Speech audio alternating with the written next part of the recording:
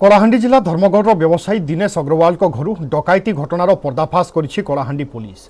आज धर्मगढ़ एसडीपीओ कार्यालय ठारे अनुष्ठित एक प्रेसमिट्रे सूचना दैछन्ति कलाहांडी एसपी अभिलाष जी। पुलिस एने टिटलागढ़ अंचल बासु पटेल नेपाल जुआर जुगेन पटेल कैलाश हाथी नामक 4 जण व्यक्ति को गिरफ करिछि। सेमानक ठारु 31,45,680 टंका, 2 भरी सुना, 4टी मोटरसाइकेल, 6टी मोबाइल फोन, 2टी फिंगर ग्लोव एवं चोरी रे व्यवहार होइथिबा केमिकल बोतल को जबत कर जाइछि। चोरी रे संपृक्त थिबा अन्य 2 जण एबे भी फेरार अछंती। 30 तारिख रात्रि रे अग्रवाल को घरे केमिकल प्रयोग करिथिले। व्यवसायी माँ एवं भौणी सोईथिबा कोठरी रे पसी टंका धरी चंपट मारिथिले। फेरार थिबा 2 अभियुक्त गिरफ हेबा परे आहुरी चोरी सामग्री मिलिबार आशा थिबा कहिसंती कलाहांडी एसपी। आमे 6 अक्यूज जनरे 4 को अरेस्ट करी। 4 तो अक्यूज टिटलागढ़ एरिया से बिलोंग करते हैं।